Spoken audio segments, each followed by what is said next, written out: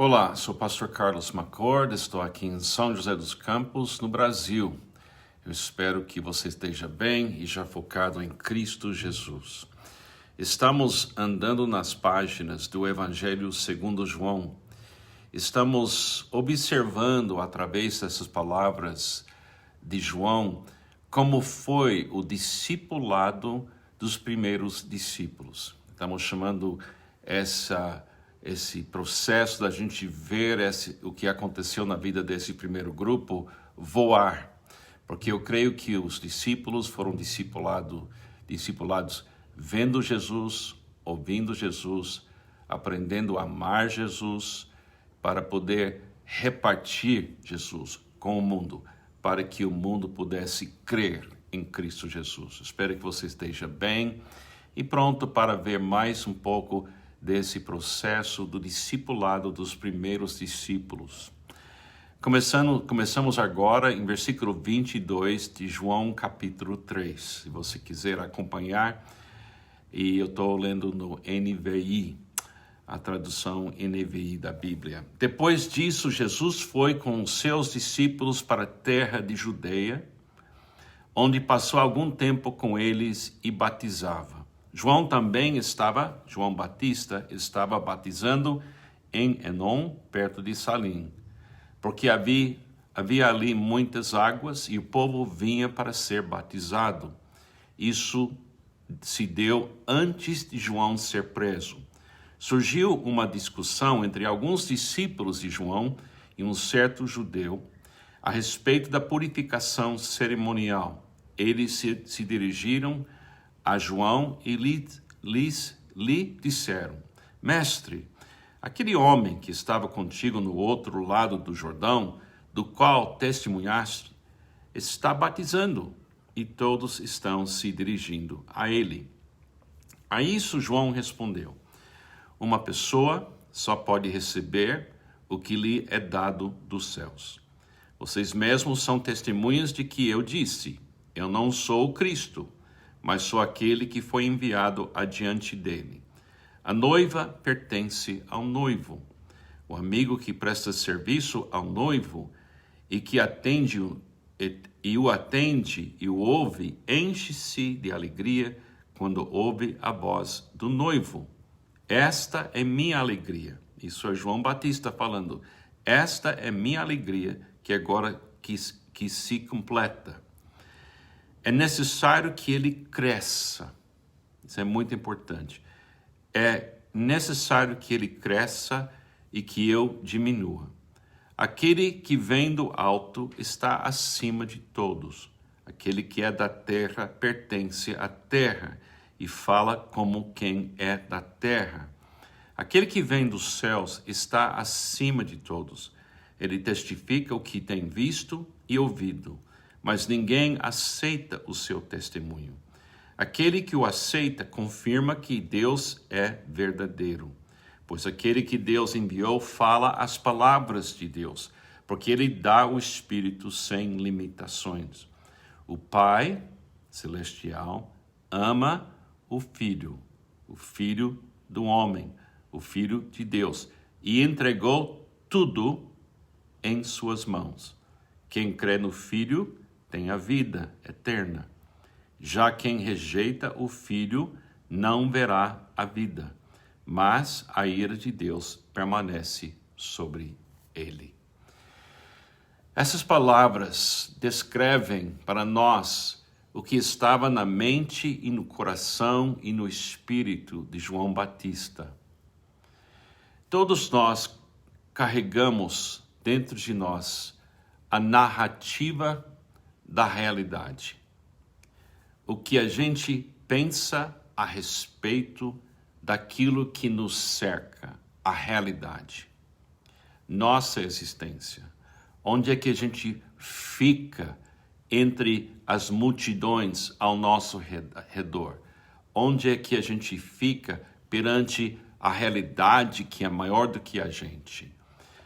A narrativa que nós temos na nossa mente, no nosso coração, nos faz agir da maneira que a gente age cada dia. Então, nesse momento, olhando João Batista, ele já tinha falado com sua própria voz que Jesus é o Cordeiro de Deus que tira o pecado do mundo. Ele já tinha dito, eu não sou o Cristo, ele é o Cristo.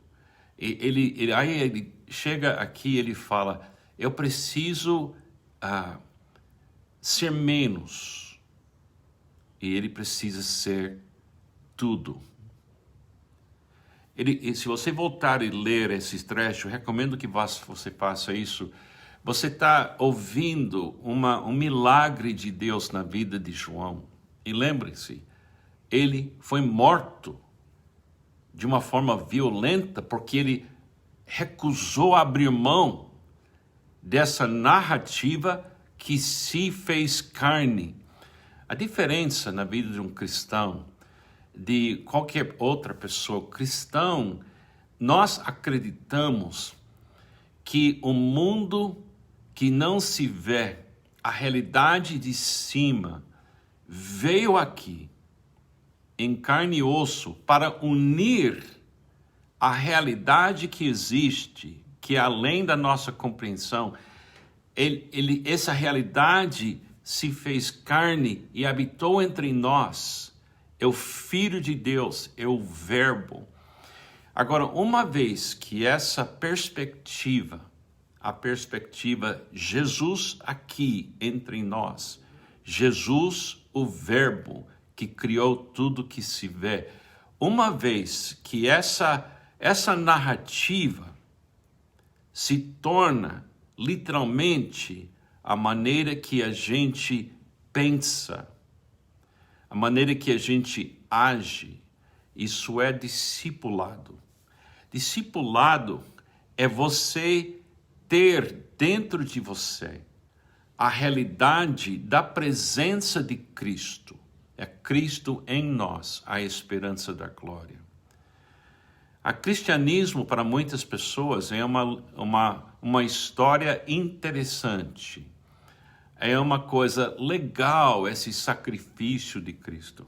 Mas para o cristão, discípulo, como João Batista, e como João, o autor do livro que estamos lendo e estudando, isso foi não somente uma narrativa interessante, era uma realidade chocante que muda tudo e todos. Se você aceitar Cristo como sendo o Filho de Deus, o Messias, e você aceita que Cristo precisa crescer e você precisa diminuir, você está admitindo que a realidade divina de cima veio aqui, habitou entre nós e vimos a sua glória, cheio de graça e de verdade. E se você abraçar essa narrativa, aí sim você vai pegar sua cruz e vai seguir Jesus. E você não vai abrir mão dessa história que não é uma história, uma fábula ou alguma coisa imaginada, mas literalmente acreditamos que aquilo que não se vê, que é a fonte de tudo que vê, veio aqui e começou a falar com a gente. E ouvir a sua voz enche o coração da gente com alegria.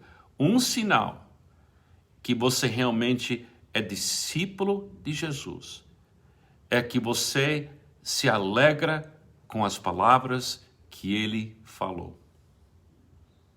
Se as palavras de Cristo não trazem para você alegria, você precisa voltar a vê-lo para decidir quem ele é. E as suas palavras, ele nos dá, porque são as palavras do Pai também, que começou no Pai e vem para nós na voz dele. E quando Jesus fala, nosso mundo deveria centrar naquilo que ele fala, porque ele é aquele que veio com as palavras do seu Pai. Leia esse trecho de novo e você vai ver. E ele termina falando assim: e se não crer no Filho, a ira de Deus permanece sobre ele. Ele está dizendo assim: se você não ouvir Jesus, se você não consegue ver Jesus e ouvir Jesus e amar Jesus porque ele primeiro amou você, então você vai sofrer a ira de Deus. O que é a ira de Deus? É a ira da realidade. É a ira da verdade. Quer dizer, se você vive a vida inteira e não consegue perceber a realidade, então você vai sofrer as consequências da realidade que você não recebeu e não viu e não ouviu. Jesus é a nossa única oportunidade de achar o caminho de volta para a realidade, que é o nosso Criador, o Deus Trino, Pai, Filho e Espírito Santo. Irmãos, essa narrativa, ela não é uma invenção humana. Ela veio da presença de Deus em Cristo e por isso seguimos Cristo. E todo pastor precisa diminuir para que Jesus possa crescer. E todo cristão deveria querer que o noivo possa unir-se com sua noiva. E a gente trabalha para essa linda festa da união entre a humanidade e Deus através do Filho que é Cristo Jesus. É uma coisa impressionante. Dá um susto na gente isso às vezes, porque é tão lindo, tão bonito. Para o cristão, Jesus é tudo, porque tudo foi colocado nas mãos dele pelo Pai. Pense nessas coisas. Tenha um ótimo fim da semana. Continua vendo, ouvindo, amando e repartindo Jesus Cristo. Deus te abençoe.